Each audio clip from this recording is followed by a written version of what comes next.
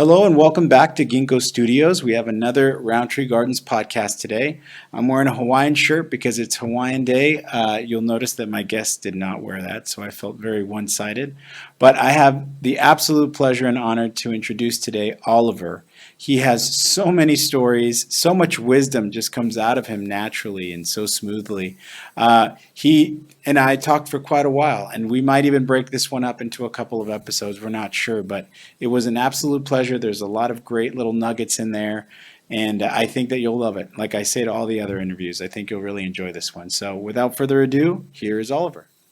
Hi there, how you doing today? Fine, how are you? I'm doing well. I'm Elias Rodriguez. What's your name? My name is Oliver Taylor. Well, thank you for being here, Oliver. Thank you so much.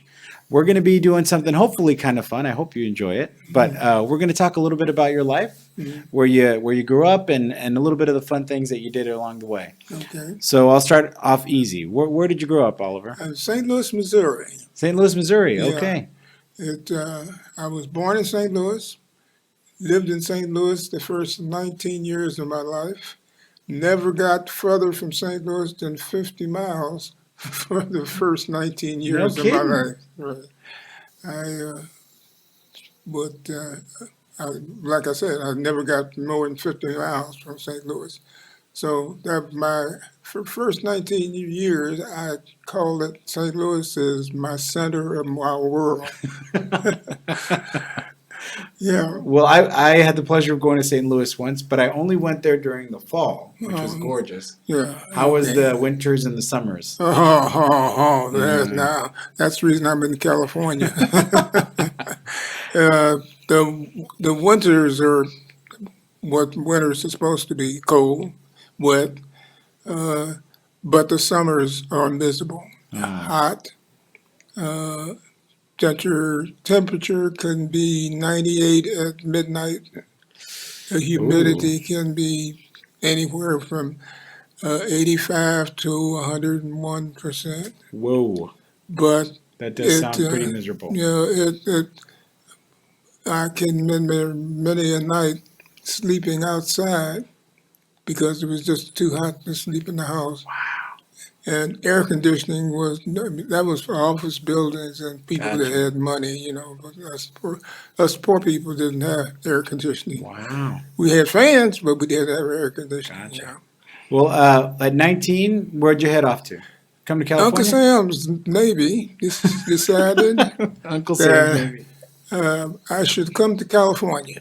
Okay. So they put me on the airplane from St. Louis to Denver. From Denver, we flew into San Diego. And you're part of Uncle Sam's Navy from that point. I was indoctrinated, dressed up, and marched off to boot camp. Okay, and how was boot camp? I'm sure it was a once-in-a-lifetime experience. Thank you. It was great. At the time, I didn't understand philosophy boot camp, but the purpose of boot camp was to change your way of thinking, re-indoctrinate you. So they took what was raw material and shaped it to what they had to be in the military. I see. You had to learn to listen. You had to learn to obey orders. And that was what gave a lot of young men trouble. And that mainly because of the male physique. We're men and we're used to having our way and doing it our way. And then when you got somebody telling you, no, it's going to be this way and this way only, that takes some adjusting. So, that makes sense. Yeah, what they did was they would train you, or what they did was broke you down to basics, and then they started all over again. So, and it is a 11-week training period. In those 11 weeks, they did just that. When you come out to, yes sir, no sir, how many do you want? 15? We'll give you 20 for good. Not a problem. Not a problem. Uh, And so the way you described it, I'm guessing you were in Uncle Sam's Navy for as little time as possible. no, sir, Rebop boy.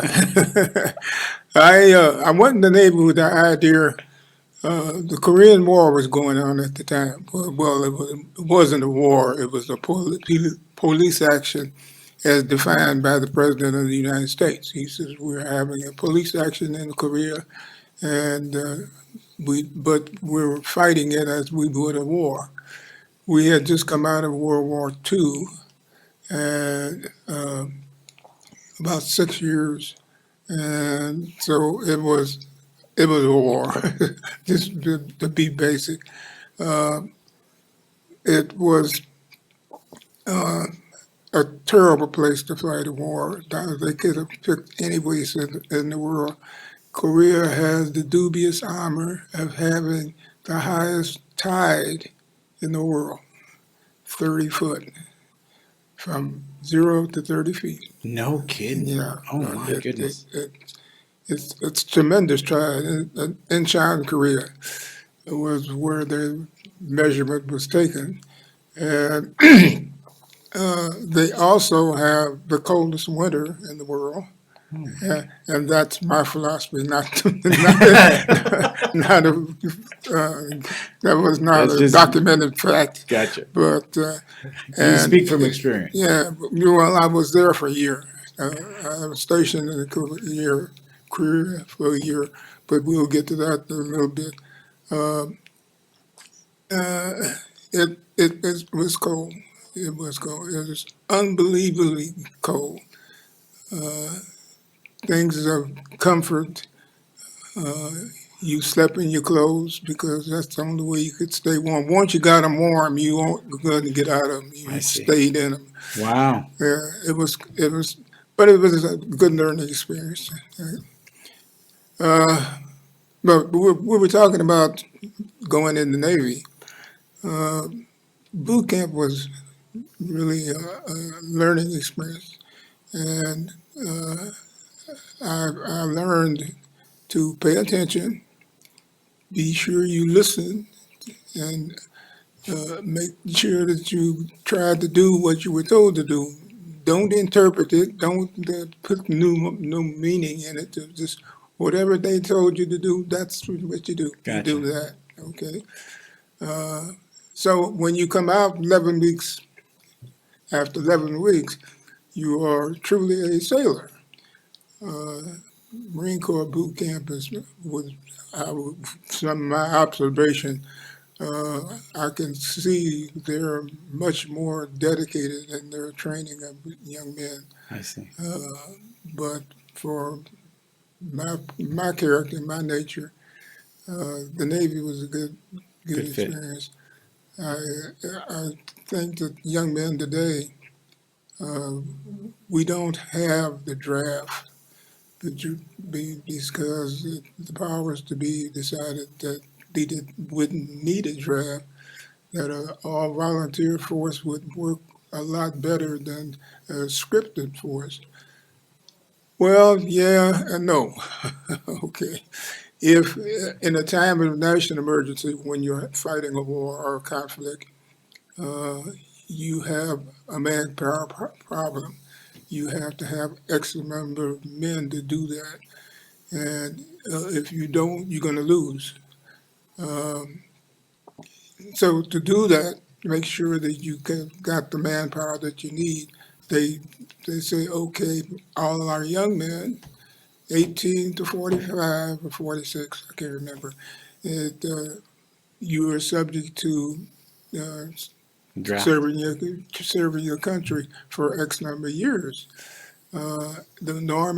The army had a policy of you were drafted for 2 years and then you were put on the reserve unit for another 8. So it was 10 years total service, but Wow. you only had to do 2 years active, which by the time you subtract boot camp and vacation time and all that, you're doing maybe 18 months, maybe 18 months.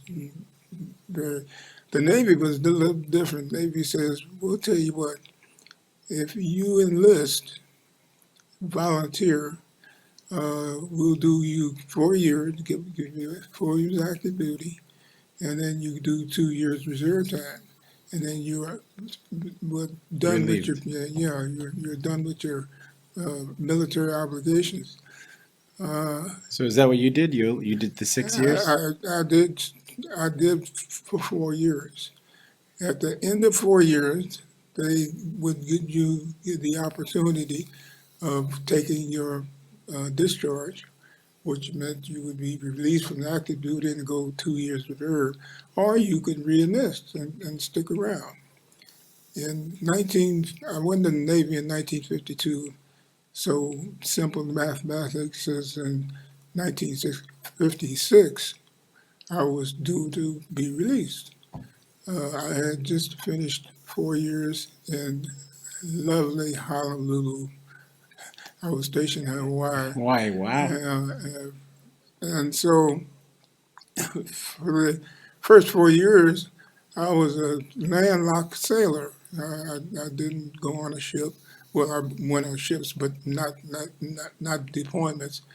And by the time uh, the way my career went, I was making pretty good progress.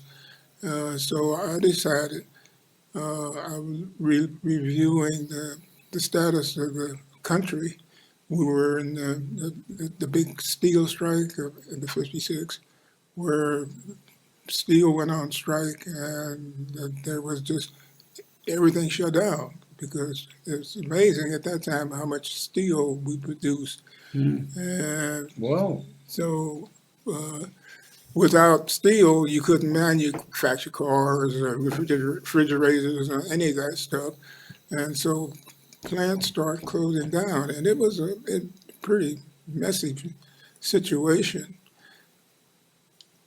It so I was thinking I went into Navy in June of 52. I would have got out in June of 56. Well, there was going into summer, which was normally a poor time to be looking for a job. I had a quasi profession that I could have gone into, but really I was been out there looking for a job Hmm. with no jobs. And so I decided, well, I'll tell you what I'm going to do. I'm going to reenlist for 2 years. By that time, the strike should be settled and jobs will be available and the country should be back to normal. So I did. So I What a reenlisted. logical decision. I like it. You really worked through the logic of. Yeah, it was one of life's lucky breaks. In life, you make decisions based on that information that's available to you. Sometimes they're very good decisions, sometimes they're not so good a decision. But whatever decision you make, you got to live it. You got to take it and run with it. And so you try to do the best you can for your situation at that time. At that time, for me, the best situation at that time was I had to advance to from E1 to E6. I was making, uh, I was not rich by any means, but I was making a decent salary. Uh, I was married. That was a big factor in determining what I was going to do because I had a wife to help support and blah, blah, blah, blah, blah, blah, blah. And everything So, that goes along with that. yeah, all the good stuff that goes along with Yeah. that. So anyway, we decided, because I included my wife at that time in the decision process, which did all through my lifetime. I found that marriages work when they were partnerships and not I say and you do. That's not no. So we decided that we'd stick around and get out when the atmosphere was better. Well, when the atmosphere was better, I decided, this ain't such a bad gig anyway. We're making a decent living, and So you re-enlisted again? yes, Oh my goodness. I did. I did 2, 4, 2, 4, 4, 12. I did 26 years. 26 years total in Uncle Sam's Navy? It's in the 26 years active duty. Wow. 26 years, 1 month, and 14 days. That's incredible. Not that you kept track, but there you go. Wow. I never took it. I didn't count. I just did what I was told. No, no, that was. Wow. Oh my goodness. Well, thank you for your service. 26 years is incredible. Well, thank you for carrying. It was, as you might, you're probably a little young, but the Vietnam was, I got out right in during the Vietnam conflict, and that was not a good period for the military. Uh, the country was having a terrible time supporting us and doing the things that we were tasked to do by the President of the United States. He says, go over there and fight the Vietnamese. Well, you can't tell him, no, I don't think that's what we should do. I think we should do this. Mhm. You say, salute very smartly and say, yes, sir. You go marching off to fight the war.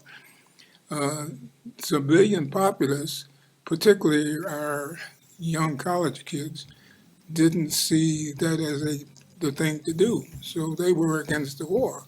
And being against the war, they were against the military. Hmm. So when you come home, you be called baby killers and all kinds of Oh my goodness. How derogatory terrible. remarks. And, pardon me, we were, unfortunately, we were put in a position that we were only doing what we were told to do. And it doesn't matter what people thought. Mhm. It was what like I say, we were doing what we were told to do. So that was what we were trained to do, and that's what we did. So that gets you up to just a brief, very brief, sketchy overview. After 26 years in Uncle Sam's Navy, I got out of the military, retired from the military, and my grandmother had raised me. My mother died when I was 7. So my grandmother raised me, and she was fanatic about education. When I graduated from high school, uh, I told her I was going to go in the Navy, and she was adamant that I was not going in the Navy, that I was going to go to college. Well, how am I supposed to do that, Grandma? There was no free colleges, so how are you supposed to do that?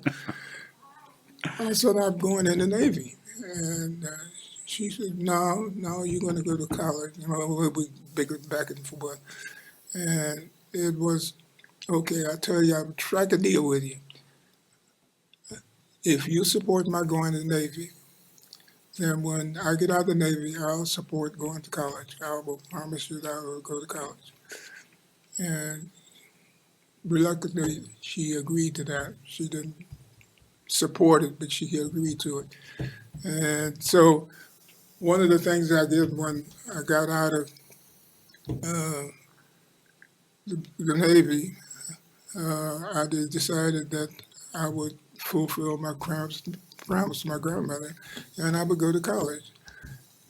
So I got out in July of 1978, and in August of 1978, I enrolled in Cypress College in their behavioral science program. Well, wouldn't you know it? I went to Cypress College too. Is that right? I went to their nursing program. Yeah. Hey, there we go. Hey, Our alma mater. Chargers, huh? Yeah. Anyway, 2 years at Cypress College and transferred to Long Beach State and got my bachelor's in psychology, a minor in sociology, and never used a day of it. But you fulfilled the promise. But that was the key. I fulfilled the promise, and with that, I felt very good.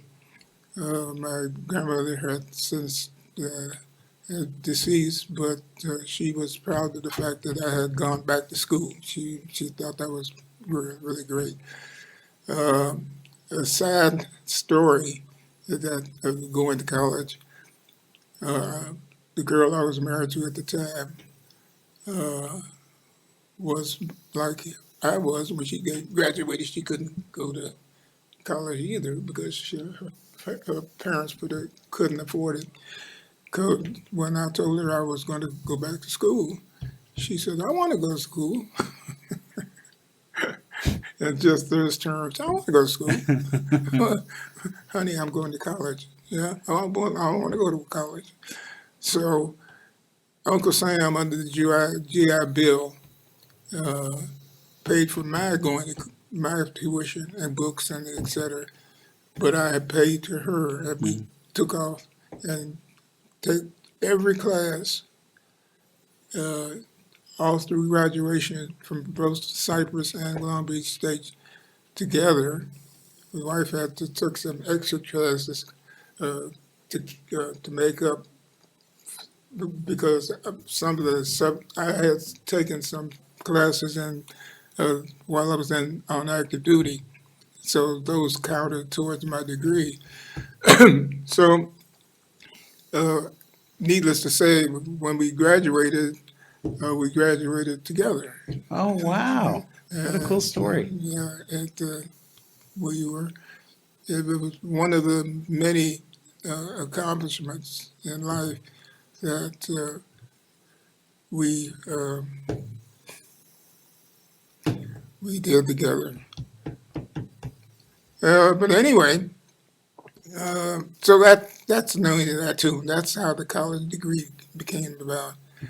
Uh, And then we'll fast forward just a little bit. We had a little conversation once where you told me that you worked at the happiest place on earth. when I got out of a quick snapshot, I got out of the military in 1978. I went to work for. I went and enrolled in college, and my plans were to go to school full time. Well, when you got a wife and four kids, my wife and five kids at this time, you can't very well live on GI Bill. So, and plus I was sending my wife to college, so I went to work with Western Union, using a trade that I picked up where I was in the Navy, uh, teletype repairman, and so I went to work for them. So I was going to school 5 days a week. We went Monday through Friday. Pardon me. Carrying with 15 units, carrying a full schedule. I worked 40 hours a week. With all that encompassed, where you uh, fortunately, we didn't have a lot of overtime, so it was 40 hours a week and you go home.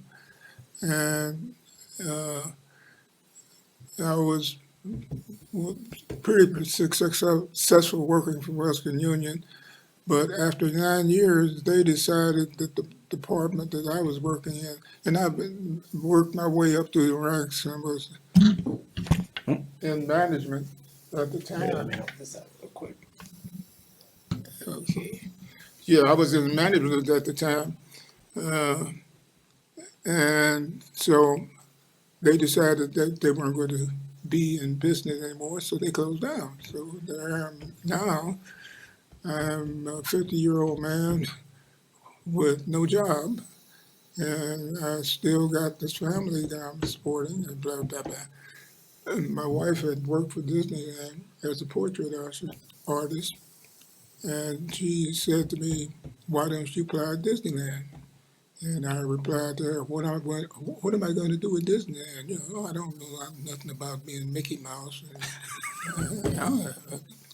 So anyway, I decided that You were she very optimistic. she You're very optimistic. she had rarely, when she made the recommendation, uh, later, when I reviewed my life, I realized that she was pretty astute. She was a pretty smart woman, and so she knew what she was talking about. And I went down and applied, and they hired me,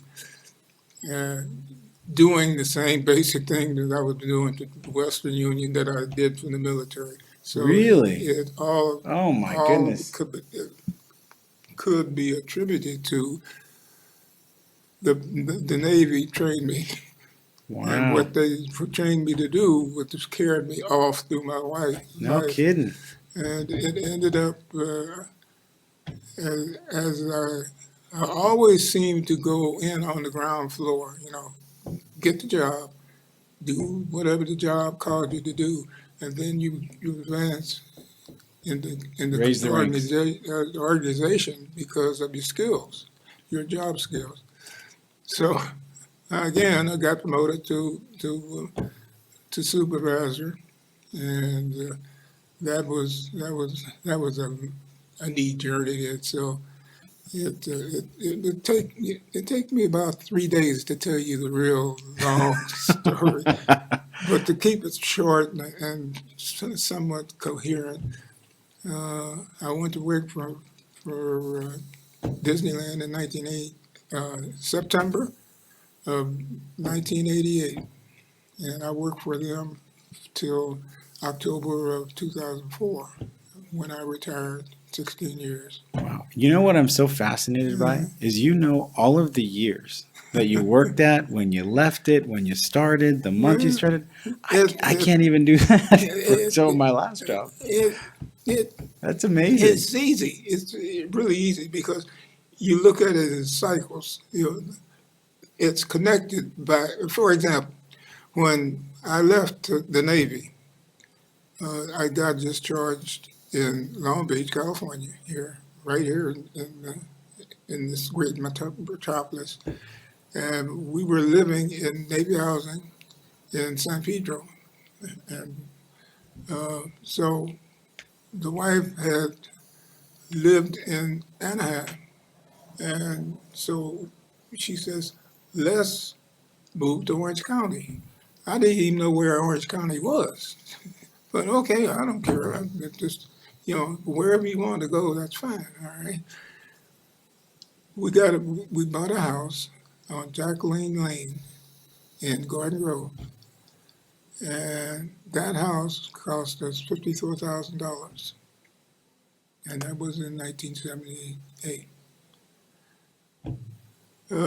When I retired from Disneyland in 2004, I was living in a house in Garden Grove, a block and a half from where I had bought my first house. No kidding. And that house was valued at a little over 400,000. My goodness. And that's how I tie it together. Wow. So that's how, It's pretty fascinating. I've yeah. got to say, I'm having a hard time thinking back on my days and Yeah. wondering what year I Well, started. if there are a lot of stories, life stories. For example, the wife had a wonderful way of saying, we're really fortunate. We had a boy and 4 girls.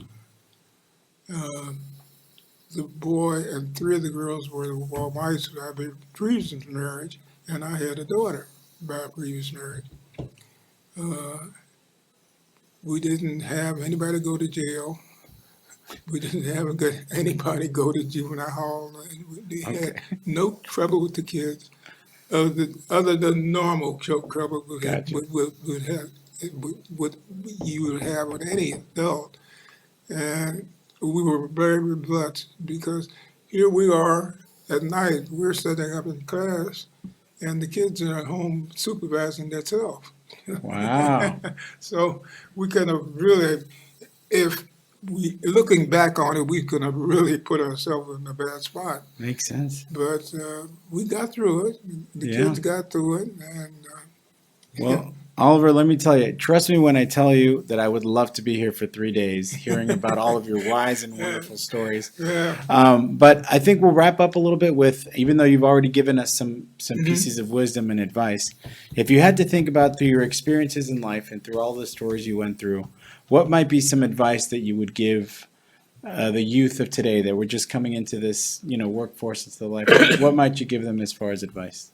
There's two things that I think that I would say. And I told the kids, I preached to the kids. No one get educated. You cannot function in this world because the first thing I learned when I started back to school was no matter how smart you are, it only shows you how dumb you are. Wow. Okay. It's true. I mean, the smarter you get, the dumber you get, because it reflects, it shows you what you don't know. Hmm. So in trying to learn what you don't know, this reveals more of what you Hmm. don't know. So Interesting. you're Yeah. a continuous cycle. And the other thing that is very important when you go into a profession, I don't care what it is, I don't care what you want to be, pick something that you like, that you really like, you enjoy doing, and you can do 24 hours a day if you have to, because you spend a lot of time, pardon me, you spend an awful lot of time on your job. In fact, that's the biggest portion of your life. Hmm. Other the time that you spend sleeping, most of your day is devoted to what you Mhm. do. So if you're in a job or a position, working somewhere, and you don't enjoy it, get out. Go find something that you enjoy doing. Where going to work is not a chore, it's a joy. Wow. You have so many wise words. I wish I could just keep pulling them out of you. But thank you so much for your time, Oliver. It's been an absolute pleasure. My pleasure. Have a great night. Thank you Thank so you. much.